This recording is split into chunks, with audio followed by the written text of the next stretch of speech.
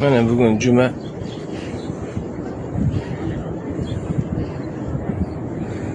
Bunaqa holat kamdan kam bo'ladi. Makka da mana tomda hech kim yo'q. Juma o'qilishiga 1 soat, 1,5 soat vaqt qoldi. Zo'ra. Mana holat. 27-mart. 3-oy 26-yil. Mana. Odam yo'ligidan tavofni ham yopib qo'yishibdi, tavof qiladigan joy. Mana tavof qilinadigan joy ko'ryapti. Hech kim yo'q.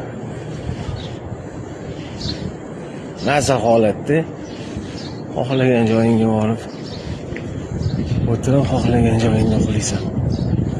Hech kim yo'q mana.